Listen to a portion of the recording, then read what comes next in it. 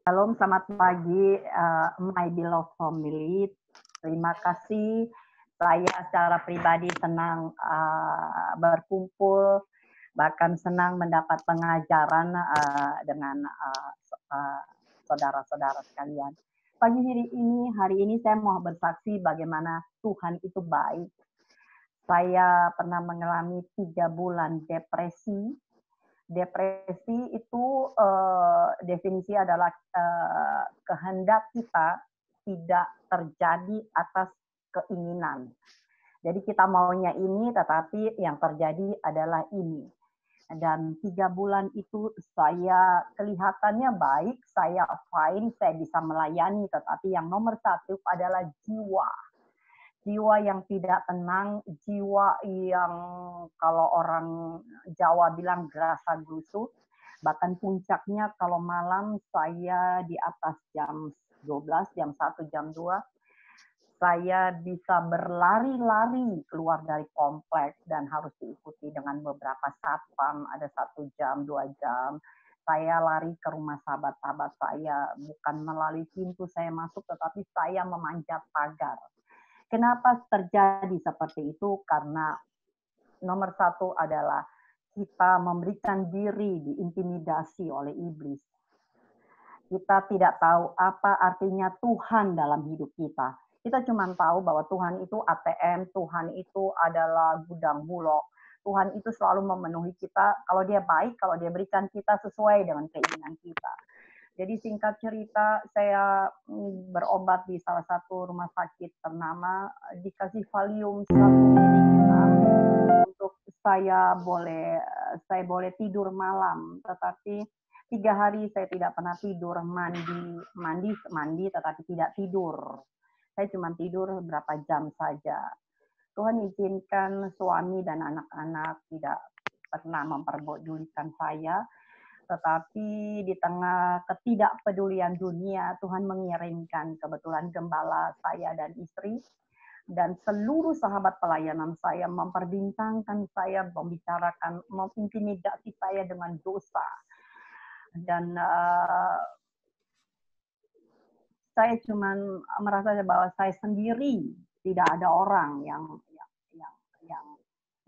bisa memberi kekuatan kepada saya, tetapi saya lupa ada satu pribadi yang tidak pernah meninggalkan kita. Seringkali banyak orang Kristen cuma bilang Tuhan baik, tapi dia tidak merasakan kebaikan Tuhan di dalam hidupnya, sehingga sering stres, khawatir dan semua. Tetapi ketika saya tahu bahwa Tuhan baik, Tuhan itu ternyata mengasihi saya, dan saya sadar dan merasakan kebaikan Tuhan itu nyata, terbukti.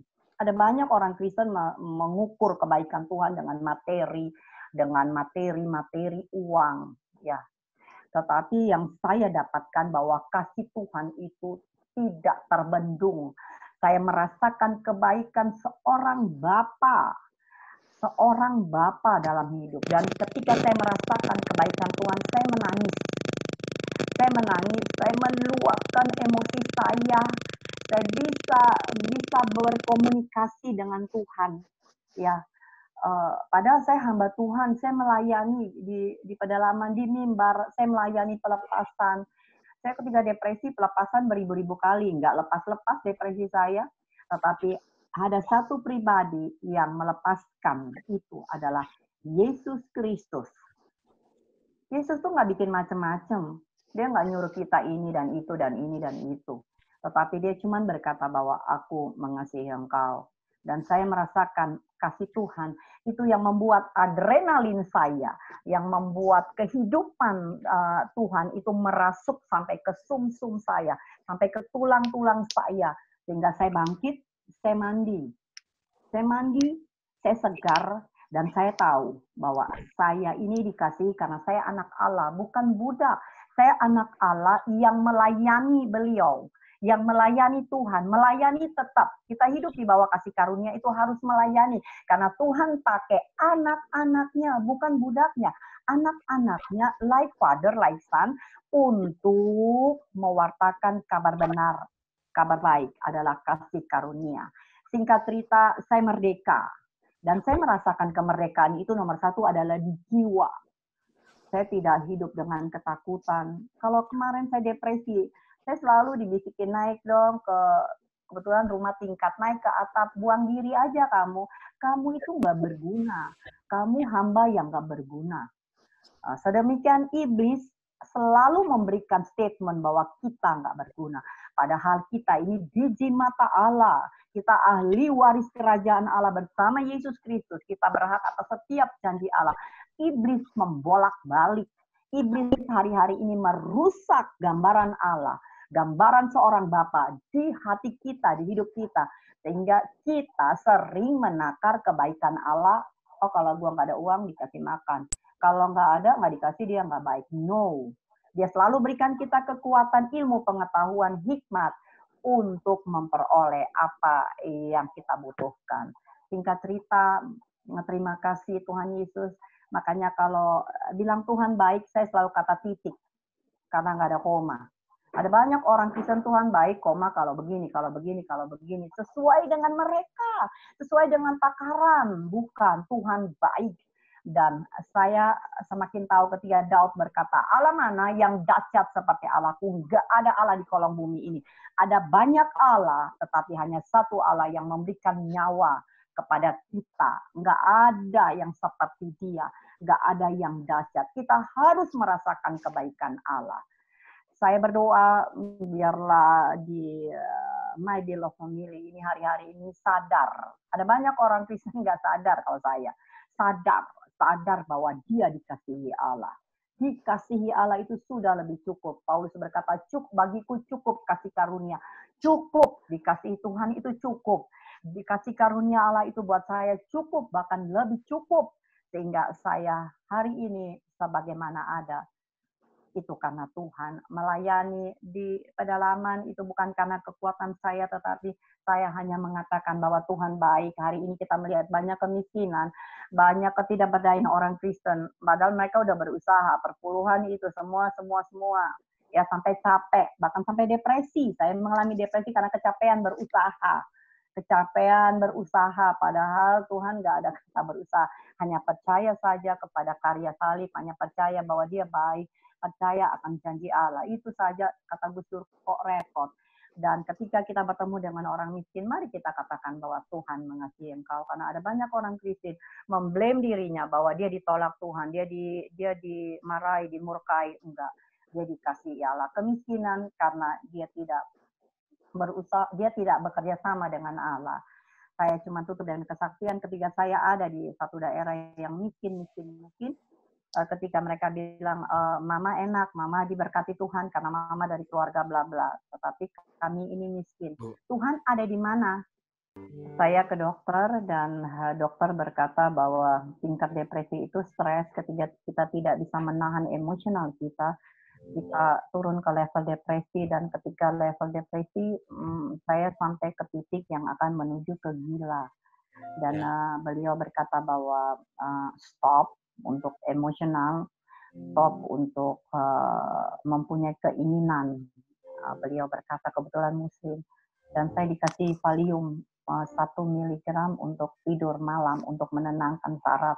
Tetapi ada satu suara berkata, bilang, itu nggak perlu, kamu perlu aku. Tetapi saya masih, karena dalam keadaan depresi itu linglung, depresi itu di jiwa kita itu bikin gak karuan, telinga penuh dengan intimidasi bahwa kamu gak berguna, Allah kamu itu bohong, pokoknya kamu gak berguna, bunuh diri saja, mati saja. Itu yang diungkapkan, dan dia membeberkan semua dosa, dan saya tahu itu iblis, karena Tuhan tidak pernah mengatakan dosa kita karena dia sudah mengampuni. Itu bedanya iblis dengan Tuhan. Sempat berapa lama depresinya Bu Koni? Saya minum? Saya puji Tuhan nggak sampai minum, Pastor. Saya 3 bulan. Saya 3 bulan di kamar saya di atas sendiri.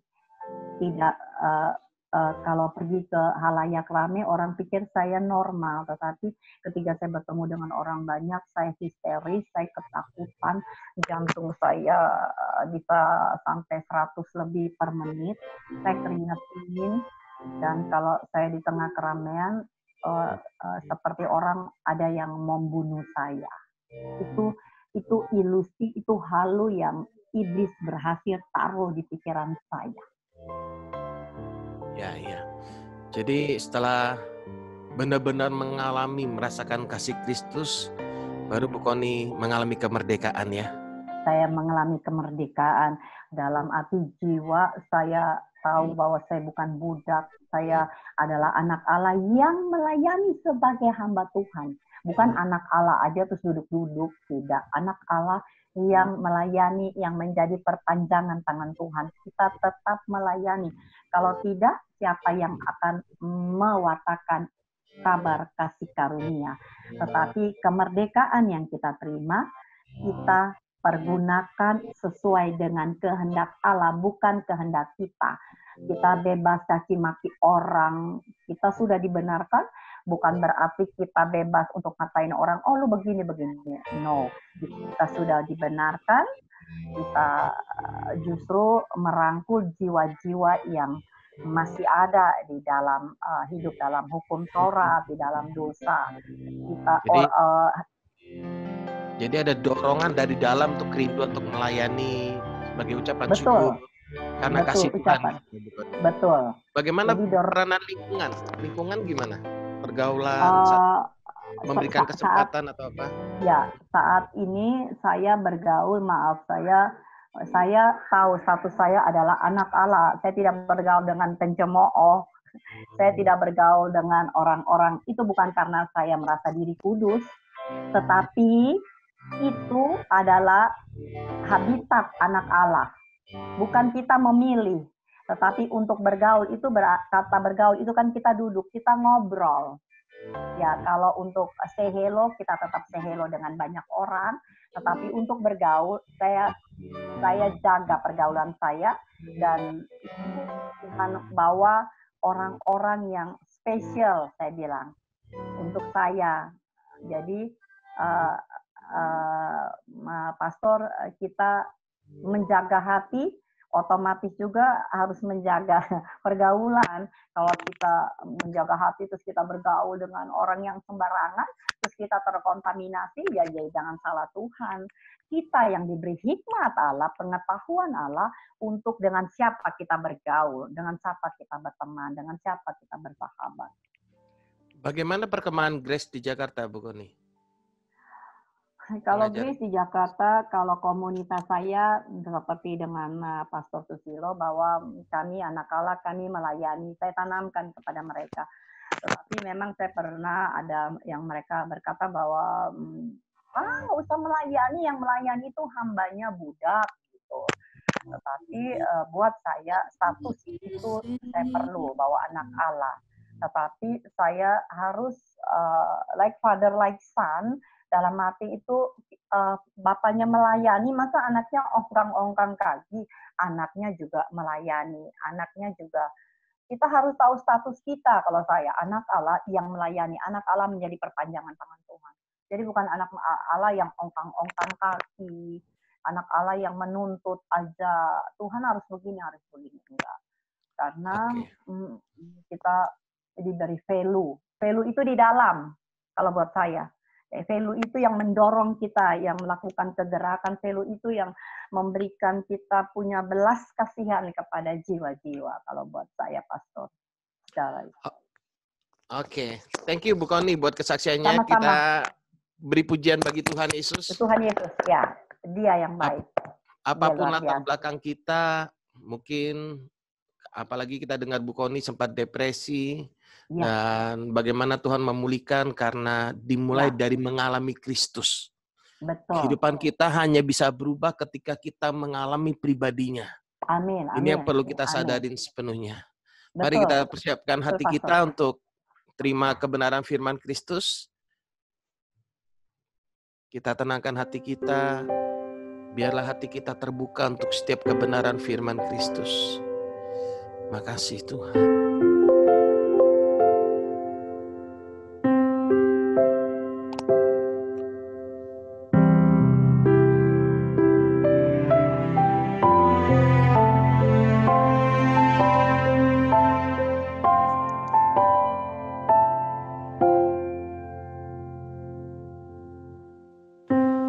Bapa, kau mendengar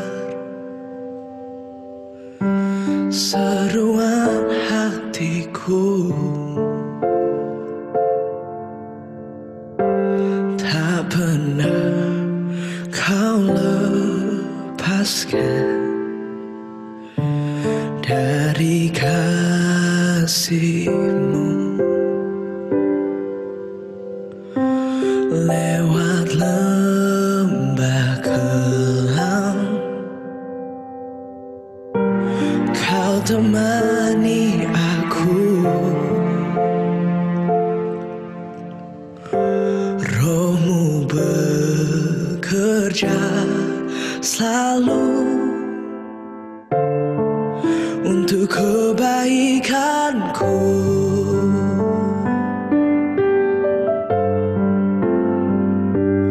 Mengalir kuasa dari tempat maha tinggi, Bapa kekal mulia, kau hadir di sini, memulihkan hati, menyembuhkan yang terluka. Ku kan tenang bersama-Mu, Bapa.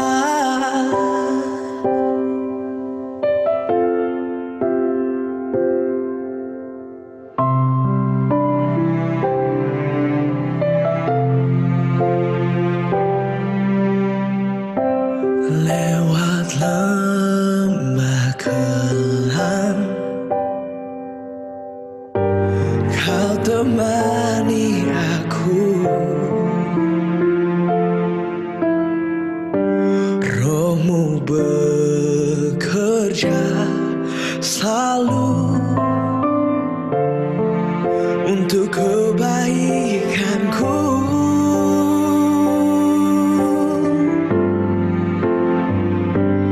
Mengalir kuasa dari tempat maha tinggi, Bapa kekal mulia, kau hadir di sini, memulihkan hati, menyembuhkan yang terluka. Ku kan tenang bersama-Mu, Bapa. Mengalir kuasa dari tempat maha tinggi, Bapa kekal mulia, kau hadir di sini, memulihkan hati, menyembuhkan yang terluka. Ku kan tenang bersama-Mu, Bapa.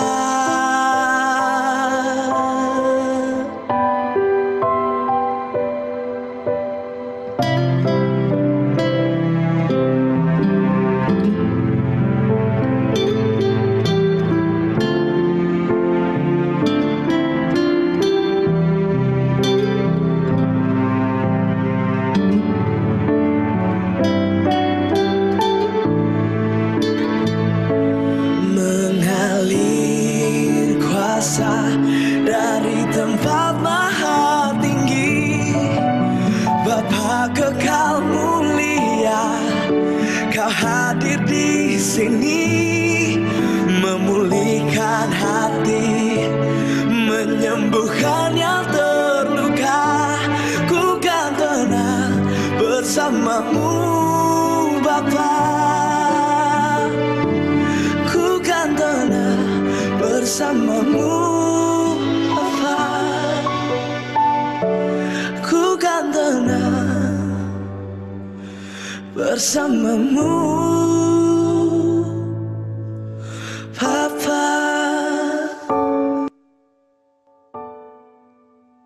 Hanya di dalam Engkau Tuhan, kami menerima ketenangan, kami menerima kemerdekaan, kami menerima kelepasan di dalam Yesus Kristus.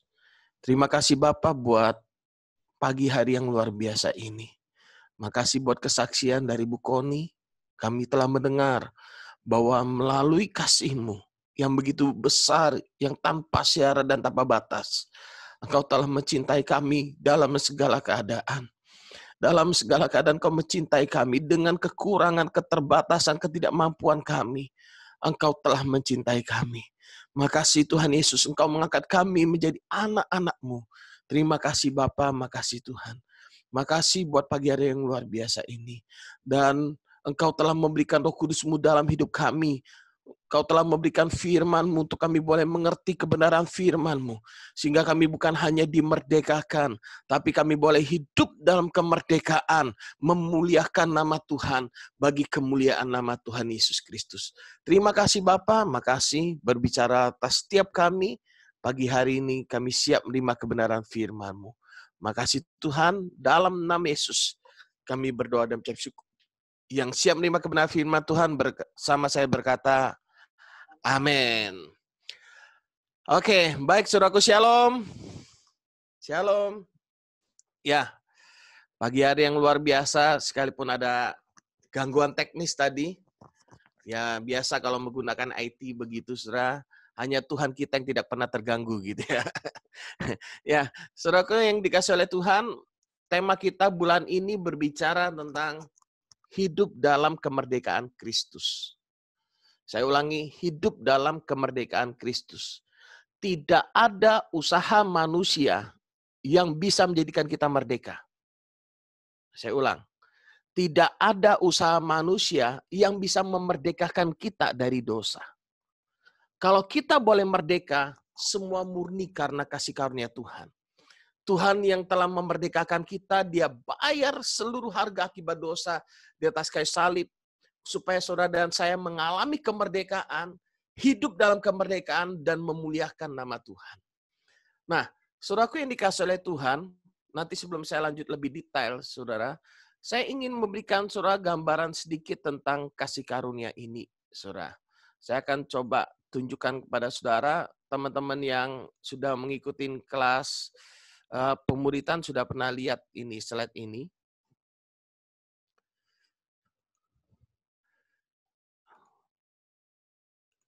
Slide-nya bisa kelihatan?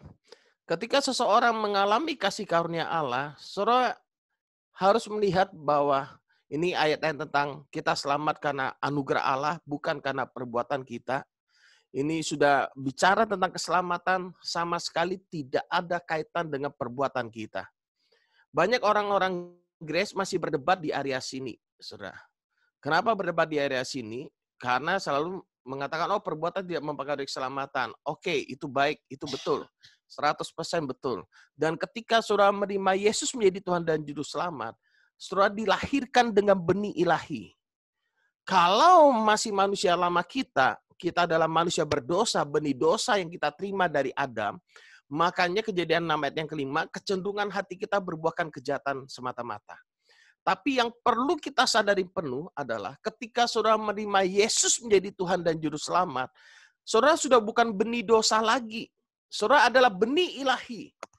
Di dalam diri saudara ada dorongan, seperti tadi kesaksian Bu Koni, untuk menyatakan kasih Tuhan. Sebagai ucapan syukur, ada kerinduan. Kalau Filipi 2:13, Ia yang memberikan kemauan, kehendak, bukan karena kita baik, bukan karena kita hebat, saudara. Nah, lalu karena dorongan itu, kita bisa melihat di ayat-ayat yang di sini, kita berlari-lari pada panggilan surgawi, saudara. Jadi kalau saudara perhatikan, kalau kita pelajarin Alkitab nggak boleh setengah-setengah, harus secara keseluruhan.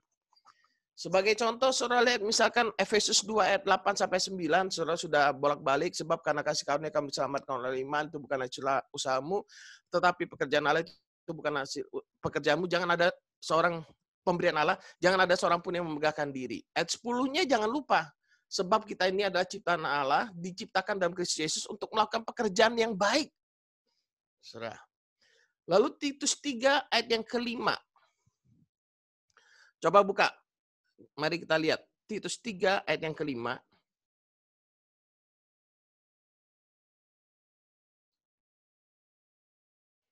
Titus 3 ayat yang kelima. Pada waktu itu Dia telah menyelamatkan kita bukan karena perbuatan baik yang telah kita lakukan. Jadi jelas, perbuatan kita tidak ada kaitannya dengan keselamatan. Tetapi karena rahmat-Nya oleh pemandian kelahiran kembali dan oleh pembaharuan yang dikerjakan oleh Roh Kudus yang sudah dilimpahkannya kepada kita oleh Yesus Kristus juru selamat kita. Supaya kita sebagai orang yang dibenarkan oleh kasih karunia berhak menerima hidup yang kekal sesuai dengan pengharapan kita. Ayat yang ke-8, Saudara perhatikan. Perkataan ini benar dan aku mau supaya engkau dengan yakin menguatkannya agar mereka yang sudah percaya kepada Allah, dikatakan apa? Sungguh-sungguh berusaha untuk melakukan pekerjaan yang baik. Itulah yang baik dan berguna bagi manusia. Nah, kebanyakan orang Grace ini nggak suka bicara pekerjaan. Karena konteksnya selalu dikaitkan dengan vertikal. Bukan karena keselamatan. Kita bekerja baik itu bukan karena supaya kita selamat atau mempertahankan keselamatan. Tapi karena kita telah diselamatkan, makanya kita sungguh-sungguh berusaha. Sudah. Untuk melakukan pekerjaan yang baik. Sebab itulah yang baik dan berguna bagi manusia. Jadi sekarang saat-saat ini saya sedang merenungkan begini. Banyak orang pingin melayani Tuhan. Rindu menyenangkan hati Tuhan. Tapi yang jadi masalah karena pengajaran kita mengambang, saya sebut dengan mengambang, sehingga orang tuh bingung apa yang mau dilakukan. Apalagi kalau kita orang Grace, sukanya nggak suka bicara buah, nggak suka bicara perbuatan dan sebagainya. Namun ketika saya pelajarin Alkitab, ternyata luar biasa sekali, Saudara. Alkitab tuh komplit keseluruhan. Makanya saat-saat ini bahkan saya berpesan untuk seluruh pembicara di New Life untuk memperhatikan konteks atau perikop langsung. Sehingga kita dapat latar belakangnya dan sebagainya. Kita ini sudah mati bagi hukum Taurat. Kita sudah mati bagi dosa. Jangan lagi kita menggunakan kacamata hukum Taurat untuk menilai segala sesuatu. Orang bekerja keras, kita berkata seperti Bu Koni tadi dikatakan, oh ini hukum Taurat. Hidup di bawah hukum Taurat. Orang melayani, oh ini budak. Oh, kita menyebut diri kita adalah hamba Tuhan, dikatakan budak. Padahal Alkitab jelas berkata kita adalah hamba kebenaran. Konteksnya nggak diperhatikan. Itu dia yang bahaya. Makanya saat-saat ini ketika kita merenungkan kebenaran firman Kristus, pastikan kita melihat konteksnya. Ada banyak ayat-ayat yang menjelaskan, yang menunjukkan kepada orang-orang percaya, setelah kita percaya, kita harus bekerja keras, bukan berarti kita berada di bawah perbudakan. Nah, susahnya, kerja keras dianggap di bawah perbudakan. Akibat kutuk katanya. Padahal Allah kita Allah yang bekerja. Justru orang-orang kasih karunia, dalam bekerja, dia melakukan yang the best. Karena Allah kita Allah yang terbaik. Saudara, yang selalu melakukan yang the best. Sekali lagi, kenapa kebenaran ini cenderung untuk ditolak? Karena begini, selalu fokusnya pada ketidaksempurnaan. Jadi hati-hati dengan pengajar-pengajar kasih karunia yang mungkin menekankan, oh sekalipun aku dosa, brengsek, tapi aku diberikan Tuhan kepercayaan untuk melayani dia. Nah, kontradiksi sekali. Saudara pelajari Alkitab keseluruhan, Alkitab nggak pernah mengajarkan begitu. Saudara perhatikan surat-surat penggembalaan. Saudara. Makanya ketika kita pelajari Alkitab, harus belajar secara keseluruhan. Nah, jadi saya berharap keluarga New Life jelas mengenai hal ini. Kita akan banyak bicara tentang yang horizontal saat-saat ini.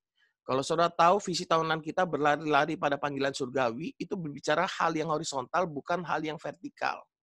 Jadi tidak usah lagi kita menganggap bicara buah, oh ini Taurat atau apalah. Enggak. Semua yang bisa kita lakukan, semua semata-mata 100% karena anugerah Tuhan.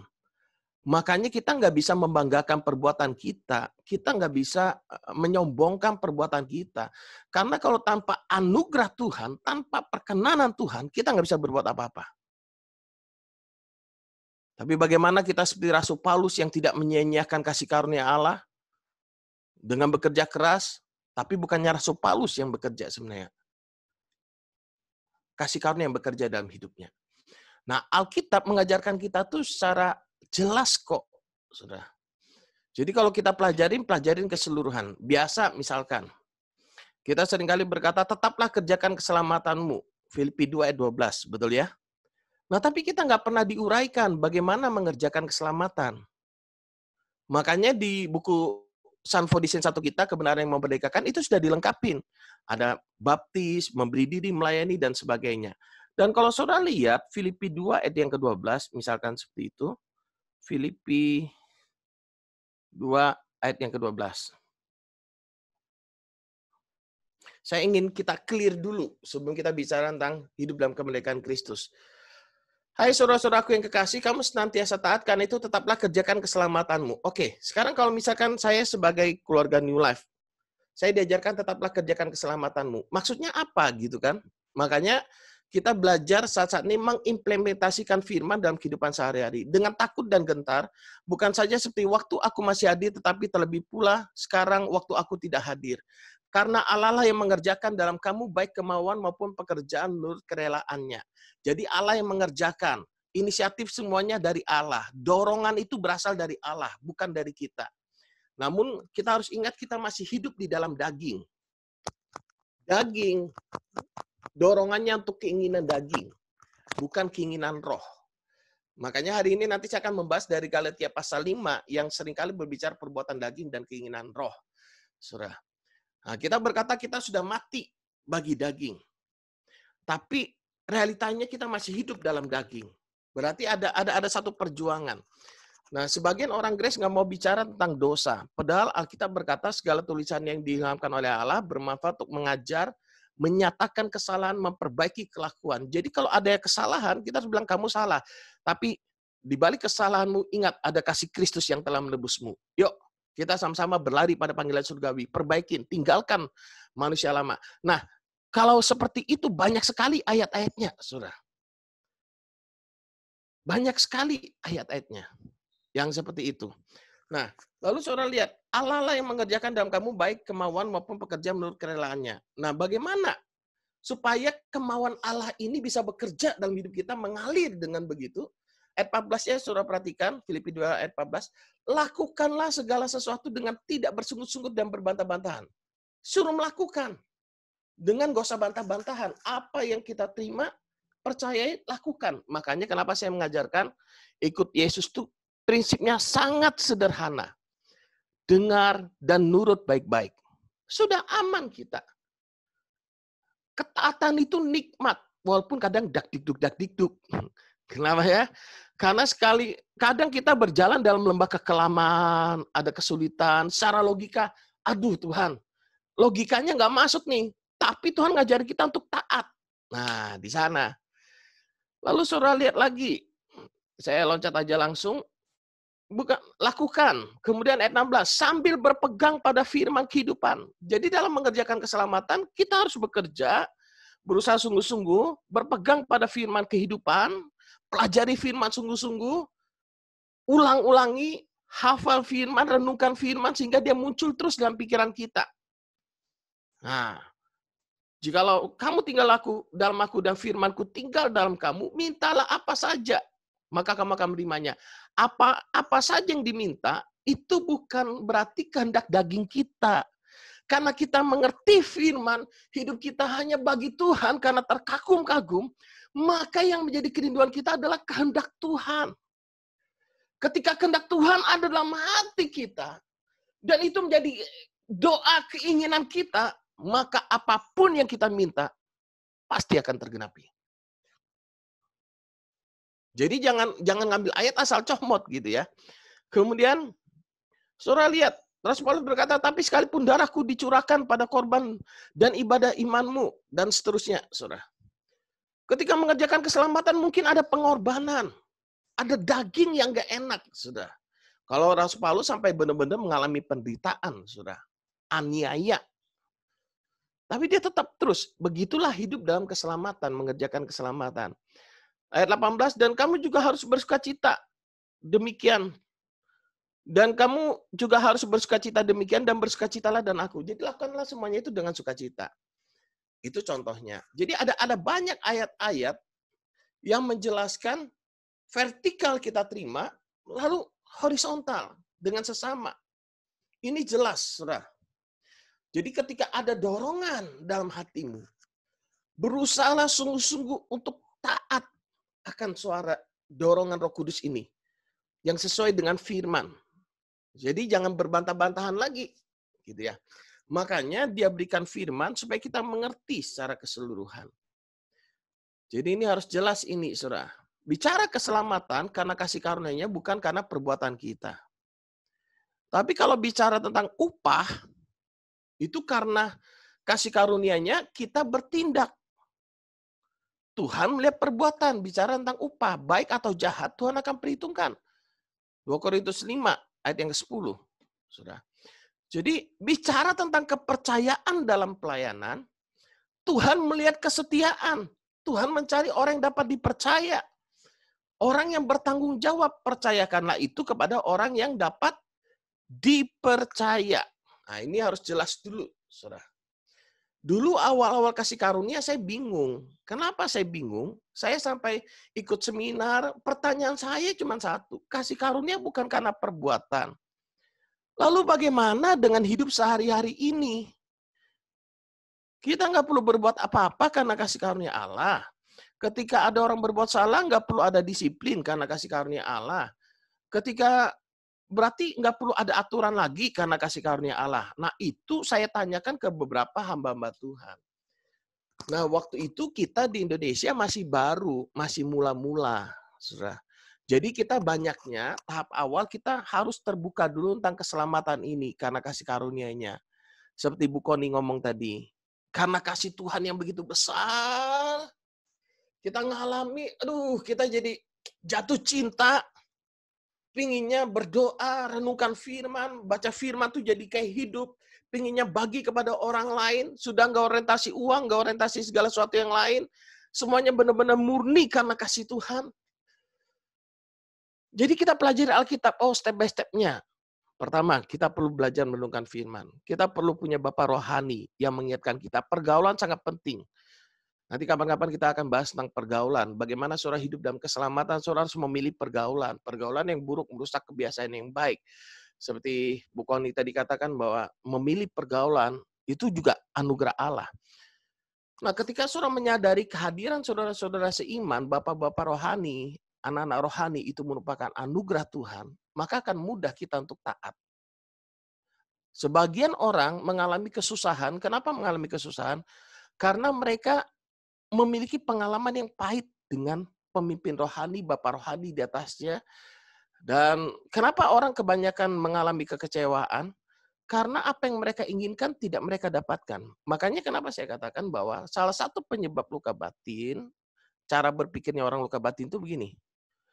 Kalau dia benar-benar sayang sama aku, dia akan ngikutin dong. Aku pinginnya disayangi dengan cara bagaimana. Itu dia yang jadi problem. Ketika saudara pingin Tuhan ngikutin cara saudara, kemungkinan besar saudara akan terluka. Ingat, mengasihi itu memberi. Gitu ya.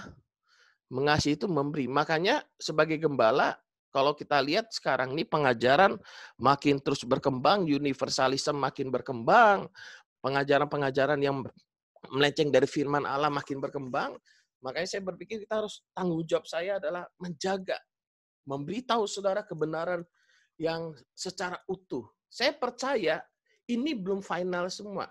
Tuhan bukakan tentang kebenaran kasih karunia, bagaimana kita sekarang lagi terbuka tentang hidup dan berkuasa, melayani, hidup dalam panggilan Tuhan, saudaraku, berlari-lari dalam panggilan. Dan bulan ini kita akan berbicara tentang hidup dalam kemerdekaan Kristus. Saudara, bagaimana kita dipimpin, hidup dipimpin dalam kuasa Roh Kudus, hidup dalam pimpinan dan kuasa Roh Kudus, saudara. Dan itu semua luar biasa. Semakin saya merenungkan kasih karunia ini, semakin saya terkagum-kagum. Ternyata Alkitab itu komplit. Dan saudara ingat, Alkitab itu ditulis ribuan tahun yang lalu. Dan masih sesuai dengan zaman sekarang. Benar-benar luar biasa, saudaraku yang dikasihi oleh Tuhan. Jadi kita harus ingat prinsipnya ini dulu, saudara. Bahwa ketika kita bicara perbuatan, kita bukan mengabaikan pekerjaan Roh Kudus. Justru karena pekerjaan Roh Kudus kita berbuat. Jadi kita di area mempertanggungjawabkan kepercayaan yang Tuhan berikan dan upah ini ya saudara. Sebagian orang berkata, oh kami nggak mau pusing dengan upah sih. Ya betul, kita melakukan segala sesuatu bukan karena upah, karena cinta. Tapi kebenaran harus disampaikan bahwa ketika saudara melakukan dengan sungguh-sungguh hati, saudara setia dan bertanggung jawab, ada upah nanti. Bukan hanya di dunia ini, tapi di surga. Itu yang nggak bisa digantikan dengan apapun. Makanya berdoalah saat-saat ini, supaya Tuhan terus bukakan kita akan kebenaran ini. Mungkin sebagian kita bingung, iya apa yang harus kulakukan? Jawabannya sederhana, mulailah dari mempercayai gini, Tuhan mau aku memancarkan kemuliaan-Nya. Tuhan mau aku menjadi berkat. Nah, lihat apa yang ada pada diri saudara. Saya bisa jadi berkat bagaimana ya caranya ya? Kalau ada uang, bisa uang ini dipakai mungkin untuk melatih seorang jadi pengusaha. Kalau saudara punya pengetahuan firman, dipakai untuk mengajari orang lain. Kalau saudara punya karunia guru mungkin. Kalau saudara punya hubungan, saudara adalah pemimpin di tempat kerja saudara, pakai jabatan yang Tuhan percayakan itu untuk membimbing orang dengan kasih Kristus. Saudara. Melatih sehingga orang itu mengenal Kristus, mengalami Kristus dan hidupnya berbuah lebat. Saya merenungkan, Yesus tuh cari buah loh. Yesus selamatkan saudara, bukan supaya saudara bertumbuh saja, tapi berbuah. Makanya saudara lihat Yesus ketemu pohon ara enggak berbuah, memang enggak berbuah karena bukan musimnya. Tapi apa yang dilakukan oleh Yesus? Dikutuk. Nanti saudara pelajari konteksnya. Apa itu maksudnya? Tapi Yesus juga berkata, ranting padaku yang tidak berbuah, dipotong. Atau kalau bahasa aslinya airo itu dibersihkan, diangkat. Saudara. Nah berarti apa? Yesus konsentrasi. Untuk hidup kita ini berbuah. Dan ingat, buah itu yang menikmati orang lain. Bukan diri kita yang menikmati. Bukan kita mengakui diri kita sudah berbuah. Tapi orang lain. Makanya ketika orang lain merasakan buah kita, dia mau belajar, dia mau ngikut, dan dia menjadi anak rohani kita. Di sanalah kita terus bersama-sama. Tidak ada Bapa rohani yang sempurna. Saudara ingat, tidak ada juga anak rohani yang sempurna. Nah, dalam proses pembapaan itulah kita bertumbuh dalam Tuhan bersama-sama. Gitu ya. Jadi, saya berharap ini jelas, saudara. Lalu mari kita buka Alkitab kita.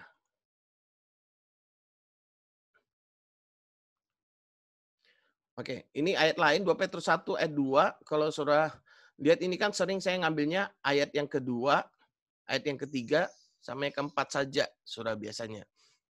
Tapi kalau saudara perhatikan ayat yang kelima, justru karena itu, bahasa kasarnya, justru karena Allah telah menganugerahkan kepada kita janji-janji yang berharga dan sangat besar, justru karena itu, kamu harus dengan sungguh-sungguh berusaha untuk menambahkan kepada imanmu kebajikan dan kepada kebajikan pengetahuan dan seterusnya. Oke? Pengetahuan, ketekunan dan kepada ketekunan, kesalehan dan kepada kesalehan. Jadi saudara ingat, sungguh-sungguh berusaha karena saudara menerima janji Tuhan. Gitu ya. Jadi Tuhan itu tidak jadikan kita robot otomatis. Enggak. Sumber dorongan, sumber kemauan itu berasal dari Tuhan. Bagaimana kita melakukannya? Kita perlu firman, kita perlu hikmat, kita perlu Bapa rohani. Makanya Bapa rohani, salah satu tugas Bapa rohani adalah membawa anak-anak rohaninya hidup untuk mengenal Tuhan dan dapat menghidupi firman sehingga anak-anak rohani itu berbuah lebat. Gitu ya. Jadi bukan karena kita, tapi karena Tuhan yang sudah memberikan dalam hati kita. Nah, waktu kita sungguh-sungguh belajar mengenal Dia, makin banyak pengenalan, makin melimpahlah kasih karunia itu. Makin berbuahlah kita. Kan sama. Kalau misalkan di rumah ini ada Bapau, ada BPK, ada Capcay, ada Fuyunghai. Nini sebenarnya sudah ayo khusus ke sini makan gitu. Saya ke sana makan, tapi saya nggak tahu, misalkan saya nggak tahu ada Bapau, Capcay, Fuyunghai, saya ngambilnya cuma nasi kerupuk sambal kecap, ya rugi saya. Tapi seandainya saya tahu Nini sudah sediakan saya Bapau, Capcay, Fuyunghai, BPK, tentunya saya nggak makan nasi kerupuk sambal kecap dong. Saya makan yang nikmat dong, yang sudah disediakan. Kasih karunia Allah itu telah menyediakan segala sesuatu. Kita perlu firman untuk mengenal Dia. Perlu pertolongan Roh Kudus untuk kita terbuka. perlu Bapak rohani untuk mengingatkan kita step by step, langkah demi langkah. Sehingga Bapak rohani bisa membimbing kita. Apa yang saudara taruh depan mata saudara, itu sangat penting dan itu mempengaruhi apa yang saudara lihat. Makanya saya katakan kasih karunia dengan kebenaran itu nggak boleh dipisahkan. Iman dan perbuatan itu nggak boleh dipisahkan. Makanya iman tanpa perbuatan pada hakikatnya adalah mati atau kosong, sia-sia, gitu kan. Nah, kasih karunia dan kebenaran juga nggak boleh dipisahkan. Kenapa? Karena melalui kebenaran firman Kristus, setelah mengenal tentang pribadi Kristus, maka dari dalam hatimu akan muncul yang namanya iman. Iman inilah yang membuat kita menerima seluruh kepenuhan Allah di dalam Kristus. Seluruh kasih karunia Allah di dalam Kristus. Maka kita perlu terus belajar firman secara keseluruhan. Step by step kita terus terbuka. Keluarga New Life dulu, kalau sudah tahu latar belakang New Life dulu, saya sangat kuat di Taurat dulu. Ya ini yang paling tahu, mana ya ini? Ya ini paling tahu. Saya sangat kuat di Taurat untuk mendapatkan perkenalan Tuhan, kita harus bicara tentang perbuatan.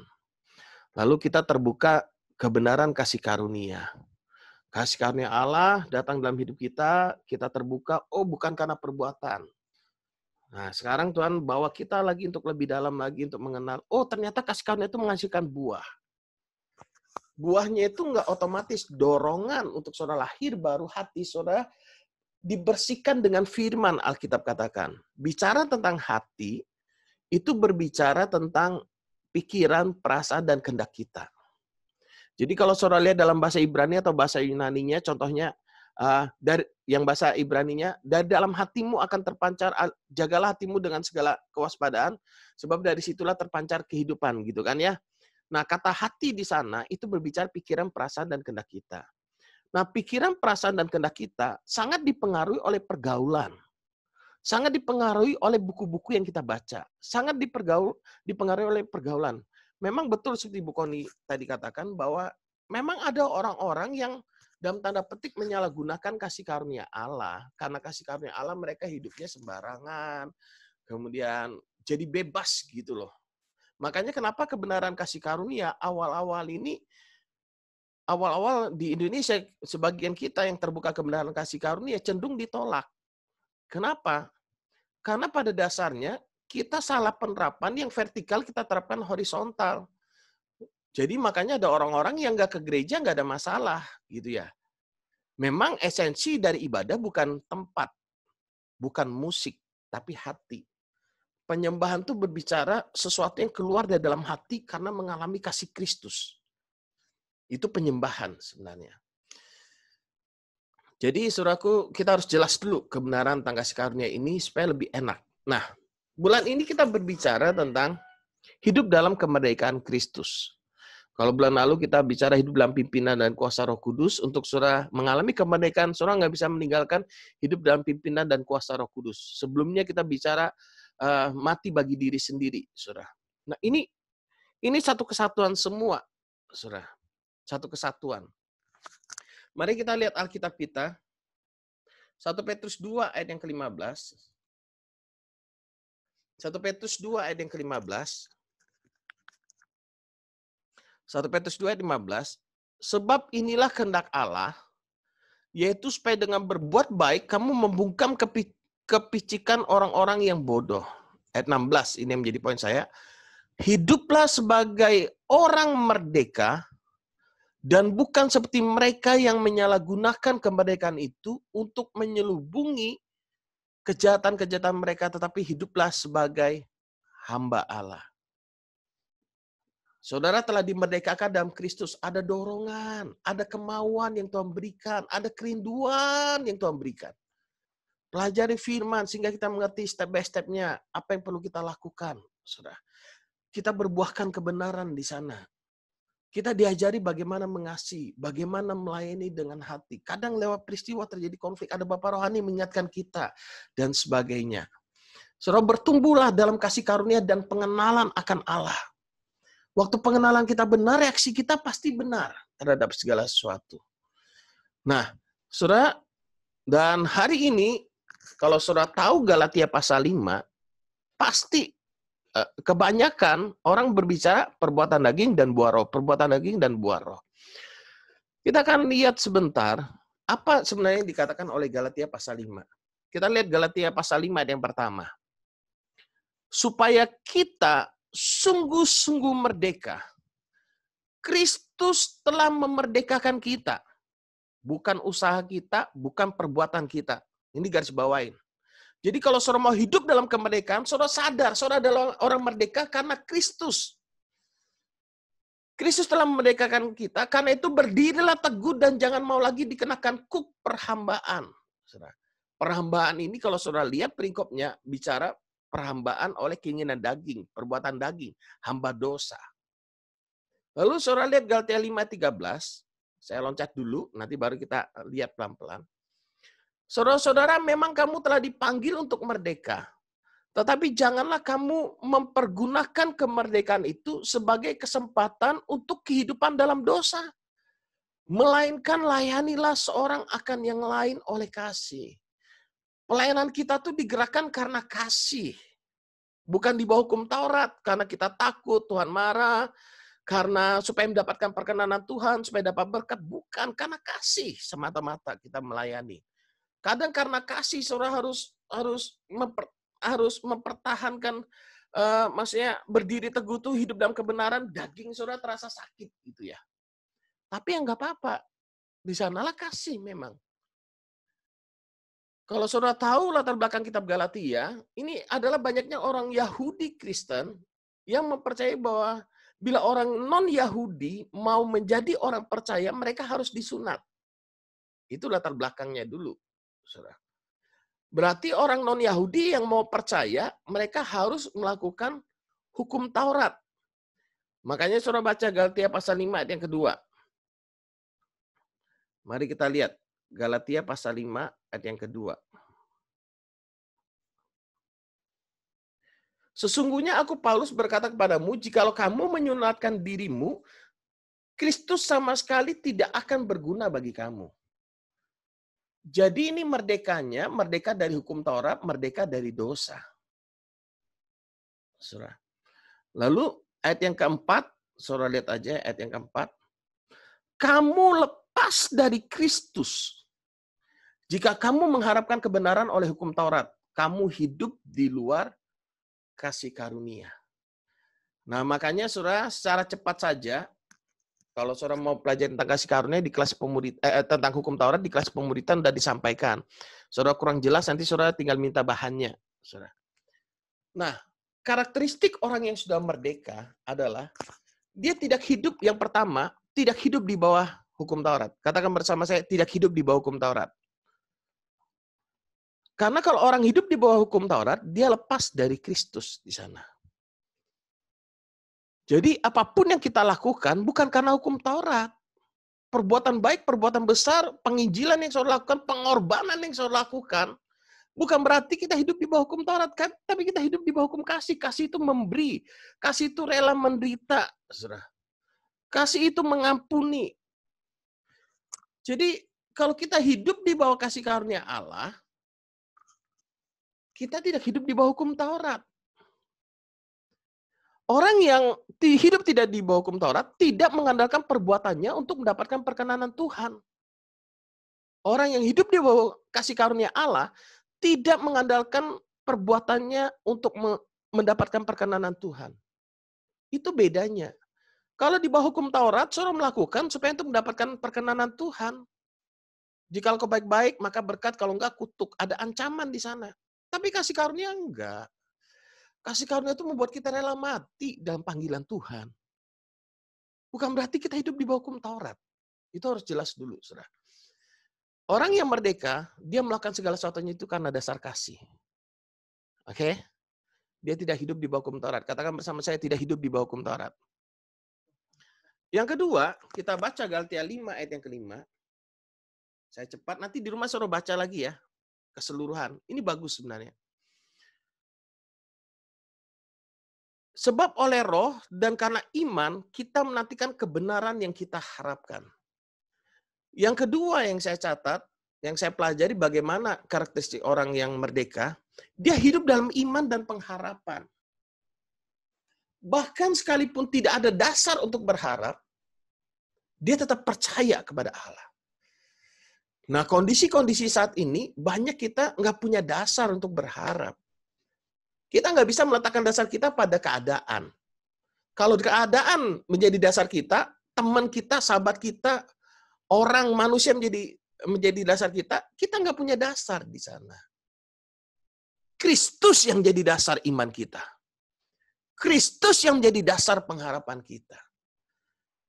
Jadi orang yang hidup di bawah kasih karunia Allah, yang hidup dalam kemerdekaan, dia hidup dalam iman dan pengharapan. Kenapa? Karena Kristus yang menjadi fokusnya. Kristus yang menjadi dasar dari kehidupannya. Jadi sederhananya, orang yang hidup dalam kemerdekaan, hidup sebagai orang merdeka, dia tidak hidup di bawah hukum Taurat. Oke? Katakan sekali lagi bersama saya, tidak hidup di bawah hukum Taurat. Yang kedua, hidup dalam iman dan pengharapan. Hidup dalam iman dan pengharapan. Lalu kita lihat lagi yang ketiga. Galatia 5 ayat yang ke-13. Galatia pasal 5 ayat yang ke-13. Saudara-saudara, memang kamu telah dipanggil untuk merdeka. Tetapi janganlah kamu mempergunakan kemerdekaan itu sebagai kesempatan untuk kehidupan dalam dosa. Melainkan layanilah seorang akan yang lain. Yang ketiga, orang yang hidup dalam kemerdekaan Kristus tidak hidup dalam dosa. Dari buahnya kita tahu kok. Kalau pohonnya itu baik, buahnya pasti baik. Coba, Lukas 6 ayat 43. Lukas pasal 6 ayat yang ke-43. Karena tidak ada pohon yang baik yang menghasilkan buah yang tidak baik. Dan juga tidak ada pohon yang tidak baik yang menghasilkan buah yang baik. Sebab setiap pohon dikenal pada buahnya. Karena dari semak duri orang tidak memetik buah ara, dan dari duri-duri tidak memetik buah anggur. Orang yang baik mengeluarkan barang yang baik dari perbendaharaan hatinya yang baik. Dan orang yang jahat mengeluarkan barang yang jahat dari perbendaharaan yang jahat. Karena yang diucapkan mulutnya meluap dari hatinya. Jadi, kita tidak hidup dalam dosa. Kita tidak hidup di bawah hukum Taurat. Kita hidup dalam iman dan pengharapan. Kita tidak hidup dalam dosa, melainkan dalam pelayanan yang digerakkan oleh kasih. Pelayanan yang digerakkan oleh kasih. Orang yang memiliki kasih itu luar biasa, saudara. Lalu Galatia 5 ayat yang ke-16. Galatia pasal 5 ayat 16. Maksudku ialah, hiduplah oleh roh, maka kamu tidak akan menuruti keinginan daging. Nah, ini realita yang nyata, saudara. Daging ini selalu berusaha muncul dalam diri kita. Pergaulan kita bisa memunculkan keinginan daging. Ada karena pergaulan pikirannya dulu yang kena tipu muslihat tanpa sadar. Ada karena pergaulan yang muncul perasaannya dulu. Makanya kalau saudara muncul dengan orang yang kepahitan, maka cenderung saudara akan kepahitan juga. Makanya Ko Budi, Bapak rohani saya berkata, burung emprit itu kumpulnya sama burung emprit. Nggak mungkin burung emprit, tahu ya burung emprit, burung apa ya? Burung gereja ya. Burung yang kecil itu, nggak mungkin kumpulnya sama burung elang. Gitu ya. Jadi hiduplah oleh roh, maka kamu tidak akan menuruti keinginan daging. Nah, keinginan daging, orang-orang yang hidup dalam keinginan daging, akan dia connect dengan orang-orang yang hidup dalam keinginan daging. Nggak connect dengan orang yang hidup dalam keinginan roh. Sebab keinginan daging berlawanan dan keinginan roh berlawanan dengan keinginan daging. Karena keduanya bertentangan, sehingga kamu setiap kali tidak melakukan apa yang kamu kehendaki. Akan tetapi jika kamu memberi dirimu dipimpin oleh roh, maka kamu tidak hidup di bawah hukum Taurat. Nah, bagaimana kita tidak hidup di bawah hukum Taurat? Ya, kita beri diri untuk dipimpin oleh roh. Jadi, dalam kemerdekaan Kristus, kita hidup tidak di bawah hukum Taurat. Kita ini hidup dengan iman dan pengharapan kepada Tuhan.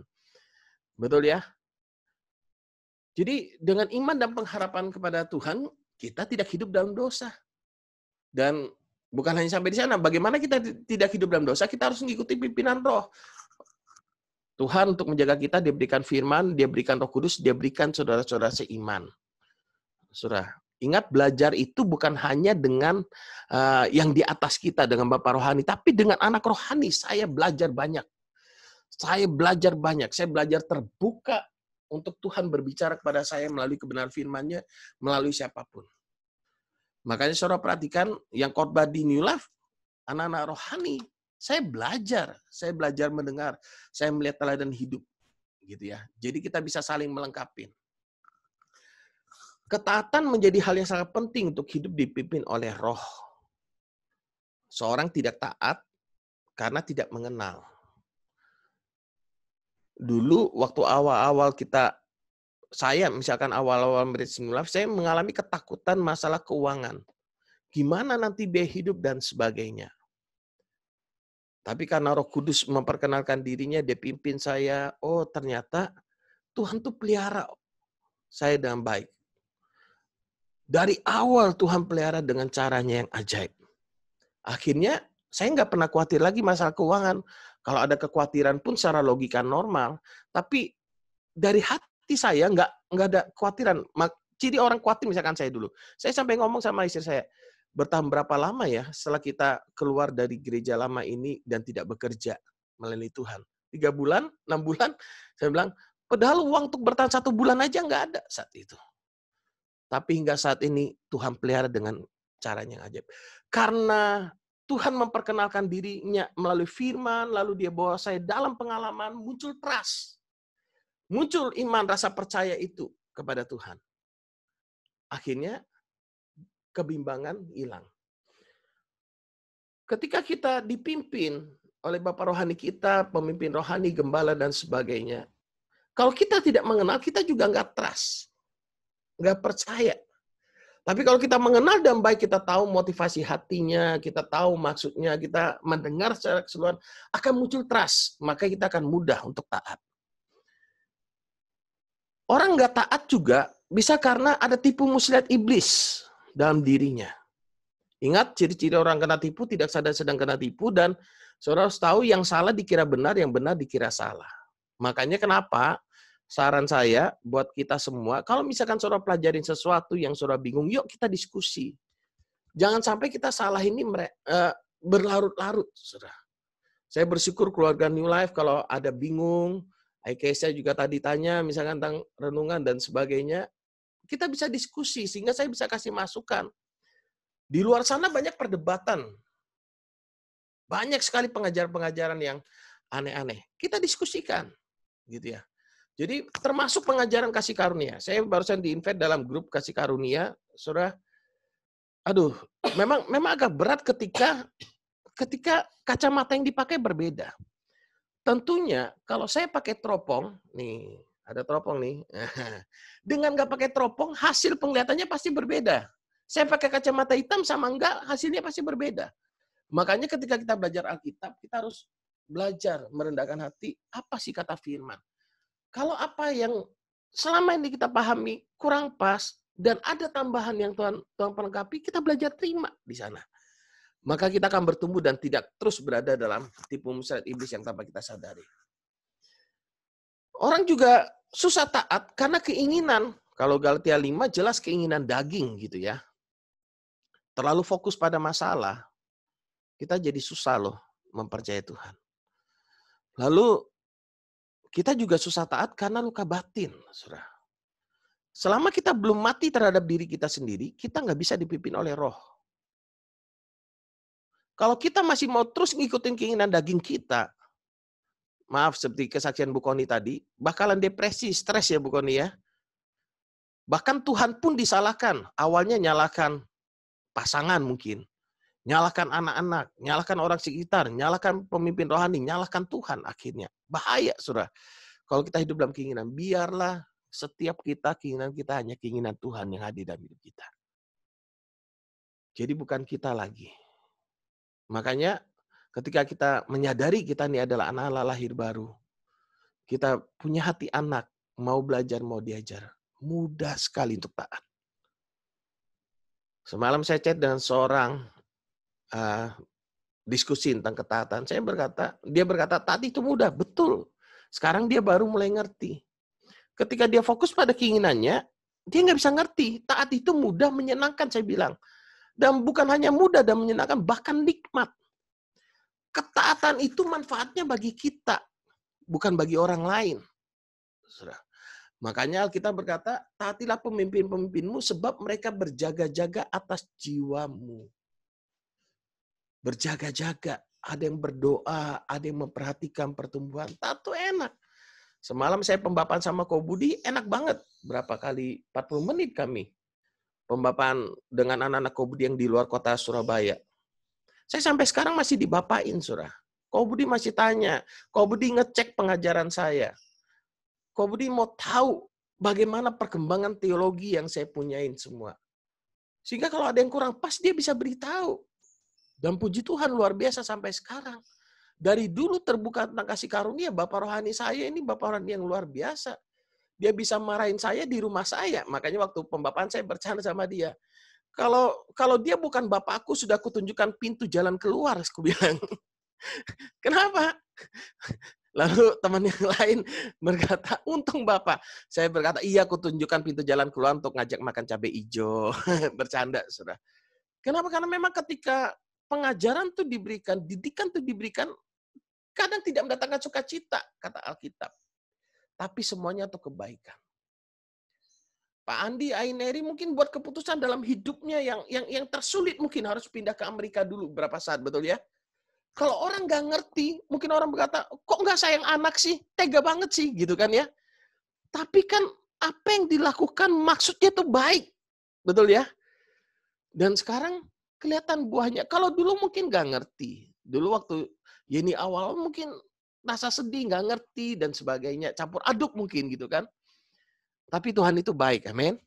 Tuhan itu baik. Jadi bersyukurlah buat Bapak rohani, buat saudara-saudara seiman, anak-anak rohani, belajarlah punya hati yang terus terbuka. Pilih pergaulan yang baik.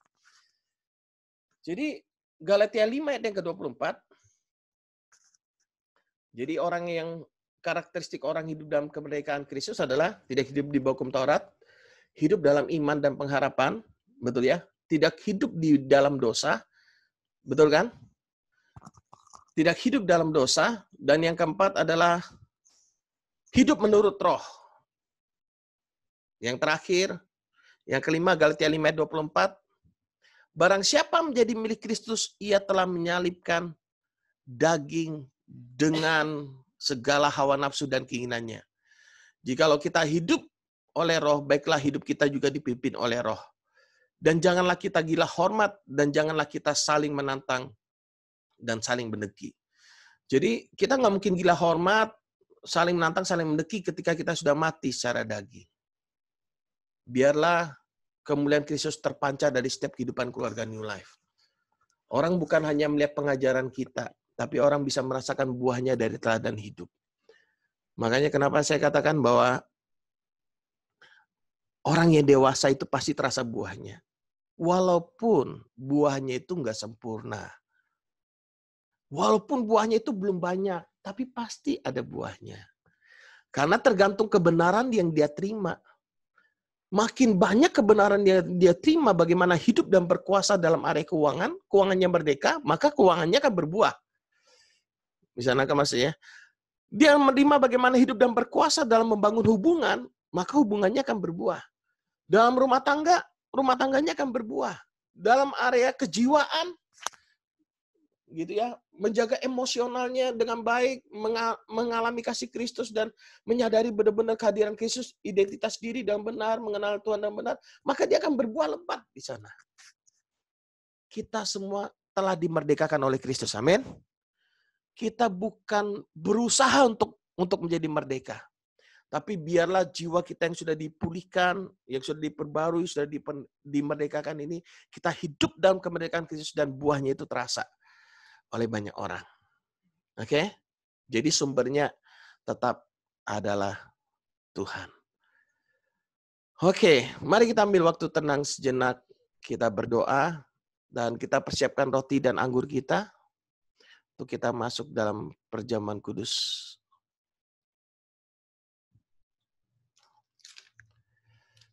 Kita berdoa buat kebenaran firman Tuhan. Kami bersyukur Tuhan, terima kasih buat pekerjaan Roh Kudus yang menolong kami, untuk kami boleh memahami kebenaran firman Kristus. Terus Roh Kudus, Kau bukakan kebenaran demi kebenaran. Kami mau hidup dalam kebenaran firman-Mu. Kami percaya, kami tahu, kami tidak dapat mengerti kebenaran firman-Mu tanpa pertolongan-Mu. Karena itu pada pagi hari ini Tuhan, kami percaya Roh Kudus menolong kami. Kami minta pertolongan Tuhan untuk membukakan hati, pikiran kami. Sehingga kami hidup dan berkuasa dalam Engkau. Hidup dalam keselamatan yang Kau berikan dalam hidup kami. Hidup dalam kemerdekaan Kristus. Terima kasih Bapa. Dan saat ini, kami mau bersekutu dengan tubuh dan darah Kristus. Makasih buat pengorbanan Tuhan. Mari siapkan hati kita. Kita dengarkan pujian ini.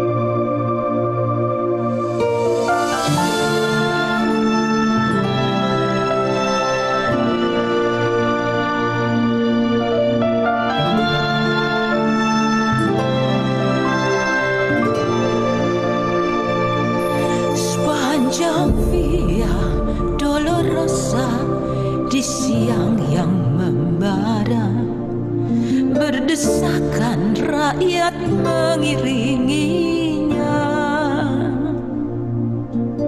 Di antara olokan dipikunya salib ke Golgota.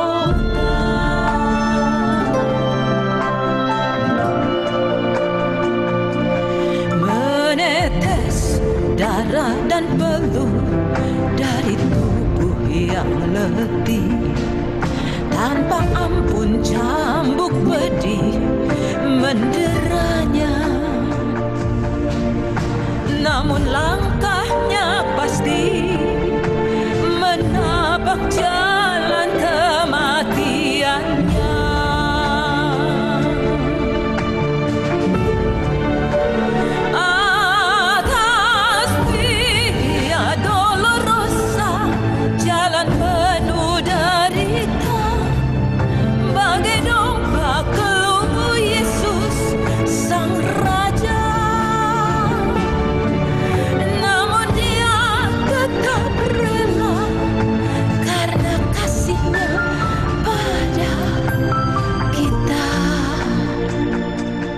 Sepanjang Via Dolorosa menuju ke Kalvari.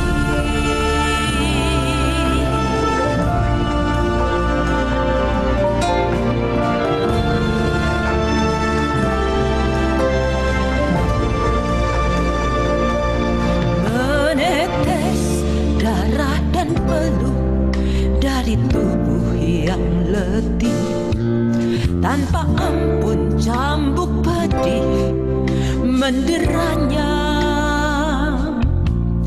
Namun langkahnya pasti menapak jalan kematiannya.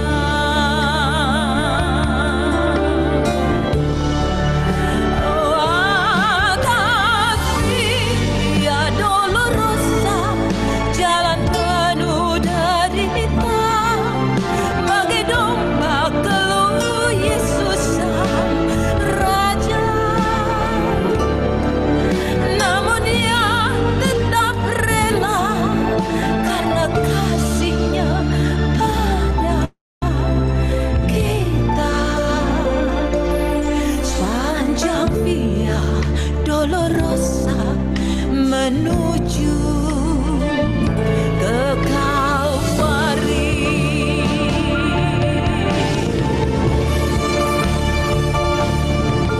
Darahnya menetes membasahi bumi, membasuh dosa manusia.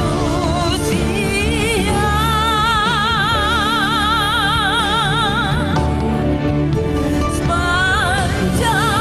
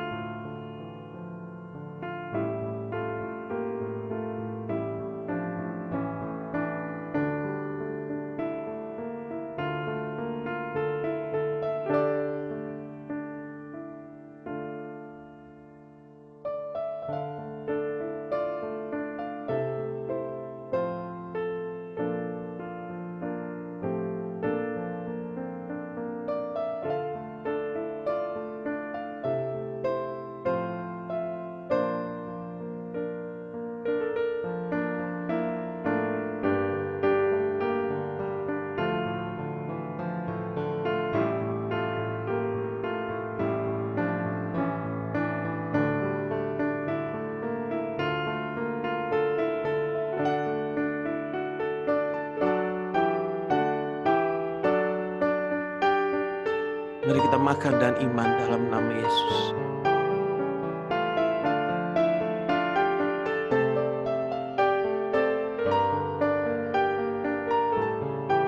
Mari kita angkat anggur pada tangan kanan kita bersama-sama.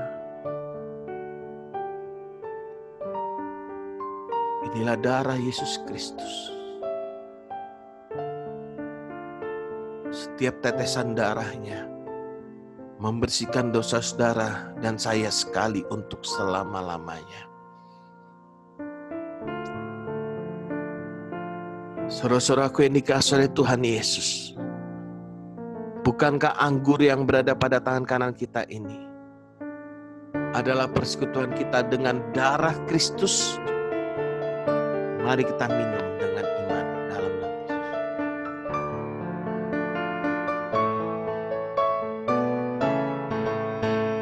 Mari naikkan syukur kepadanya. Terima kasih Tuhan. Kalau bukan karena anugerah-Mu, kami gak tahu bagaimana dalam hidup kami. Tapi karena anugerah-Mu, kami telah menerima kehidupan yang baru. Kami telah menerima kemerdekaan dalam Engkau Tuhan. Terima kasih buat semuanya. Terima kasih buat cinta-Mu Tuhan Yesus. Terima kasih. Sungguh kami bersyukur buat pagi hari ini Tuhan. Makasih Bapa. Makasih Tuhan Yesus. Makasih Tuhan. Terpujilah nama-Mu. Percaya dimanapun kami berada, kasih Kristus melimpah dalam hidup kami. Makasih Tuhan. Dalam nama Yesus kami berdoa dan mengucap syukur. Haleluya. Amin.